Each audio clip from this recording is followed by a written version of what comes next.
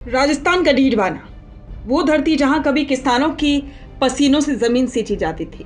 आज वहां किसान अपने हक की लड़ाई लड़ रहे हैं, धरने पर, सड़क पर और अब अस्पताल के बिस्तर पर। डीडवाना में उस वक्त हालात बेकाबू हो गए जब कस्टोडियम भूमि किसानों को आवंटित करने की मांग को लेकर चल रहे शांतिपूर्ण धरने पर पुलिस ने बल प्रयोग किया।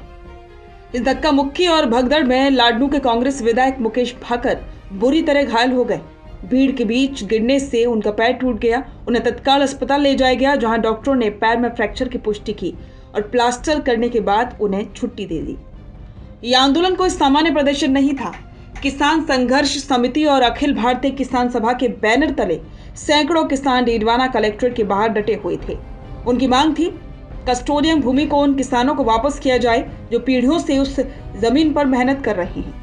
सभा के बाद जब जनप्रतिनिधि और किसान कलेक्टर को ज्ञापन देने के लिए आगे बढ़े तो पुलिस ने बैरिकेड लगाकर रास्ता रोक दिया। यही वो पल था जब आमने सामने आ गई जनता बनाम पुलिस। हवा में नारे गूंज रहे थे और उसी दौरान धक्का मुक्की शुरू हुई। पुलिस ने बल प्रयोग किया और किसान भागे, लोग गिरे और विधायक मुकेश भाकर नीचे जा गिरे। उनका पैर मुड़ गया। भीड़ ने जब देखा कि विधायक घायल है तो पूरा माहौल उग्र हो गया। गुस्साए किसानों ने वहीं धरने पर बैठकर नारेबाजी शुरू कर दी। किसानों पर अत्याचार बंद करो, जनप्रतिनिधि का अपमान नहीं सहेंगे, इस तरह के नारे लगाए गए। इस घटना की तस्वीरें और वीडियो सोशल मीडिया पर आग की तरह फैल गई। लोगों के मन में एक ही सवाल, क्या यही लोकतंत्र है, जहां किसान की आवाज दबाई जाए और जनप्रतिनिधि को घायल कर दिया जाए? और फिर इस पूरे प्रकरण पर कांग्रेस नेता सचिन पायलट ने तीखी प्रतिक्रिया दी। उन्होंने कहा, डीडवाना में कस्टोडियम भूमि किसानों को आवंटित करने के मुद्दे पर चल रहे प्रदर्शन के दौरान पुलिस द्वारा किए गए बल प्रयोग से लाडनू विधायक मुकेश भाकर के पैर में फ्रैक्चर होना अत्यंत निंदनीय और अमानवीय है। पायलट ने कहा कि सरकार को किसानों की आवाज दबाने की बजाय उन्हें सुनना चाहिए और न्याय देना चाहिए। उनका ये बयान सीधा सरकार के रवैये पर सवाल था। उन्होंने ये भी जोड़ा कि किसान की तकलीफ को शक्ति से नहीं, संवेदना से समझा जा सकता है। डीडवाना का यह मुद्दा दरअसल सिर्फ एक आंदोलन नहीं बल्कि इतिहास की जड़ों से जुड़ा हुआ है। साल 1947 भारत पाकिस्तान विभाजन का समय। उस वक्त बड़ी संख्या में मुस्लिम परिवार पाकिस्तान की ओर पलायन कर गए थे। उनके जाने के बाद जो जमीनें खाली हुई उन्हें सरकार ने कस्टोडियम भूमि घोषित कर दिया।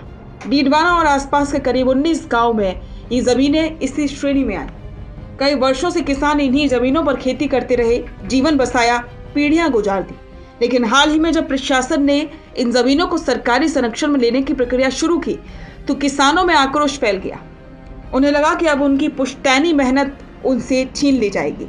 किसानों को कहना है कि हमने इस मिट्टी को सिर्फ जोता नहीं, अपने खून पसीने से सींचा है। अगर ये जमीन सरकारी हो गई तो हम बर्बाद हो जाएंगे। धरने में शामिल नेताओं में पूर्व राज्यसभा सांसद वृंदा करात, सीकर सांसद अमराराम, पूर्व विधायक चेतन डूडी, बलवान पूनिया, भागीरथ यादव और भागीरथ नेतर जैसे नाम भी मौजूद थे। इन नेताओं ने आम सभा को संबोधित करते हुए कहा कि आंदोलन अब केवल किसानों का नहीं बल्कि राजस्थान के स्वाभिमान का सवाल बन गया है। कलेक्टर को आखिरकार किसानों के प्रतिनिधि मंडल ने मांग पत्र सौंपा, पर सवाल अब भी वही है, क्या किसानों की इन मांगों को सुना जाएगा? क्या घायल विधायक और घायल जनता की आवाज राज्य के गलियारों तक पहुंचेगी? डीडवाना का यह संघर्ष सिर्फ जमीन पर नहीं, अधिकार और सम्मान का संघर्ष है। एक तरफ प्रशासन की ताकत, दूसरी तरफ किसान की आह, बीच में लोकतंत्र जो शायद कहीं खो गया। जैसा सचिन पायलट ने कहा कि किसानों की आवाज को दबाना नहीं, सुनना लोकतंत्र की असली पहचान है। डीडवाना की मिट्टी आज दर्द में है, लेकिन इस दर्द से निकलेगी नई चेतना कि जब अन्याय के सामने किसान उठ खड़ा होता है तो इतिहास खुद बदल जाता है। बिजनेस अच्छा हो सकता है, लेकिन अगर नाम नहीं दिखा तो पहचान कैसे बनेगी? अब टेंशन छोड़िए, द फैक्ट इंडिया आपके बिजनेस को देगा वो पहचान जो पूरे राजस्थान में हर किसी तक पहुंचे। न्यूज चैनल पर विज्ञापन, पॉडकास्ट और प्रमोशन के जरिए आप सीधे 5 लाख सब्सक्राइबर और 10 करोड़ से ज्यादा व्यूज तक अपनी पहुंच बना सकते हैं। तो देर किस बात की, आज ही द फैक्ट इंडिया से जुड़िए और अपने बिजनेस को बनाइए हर घर का नाम।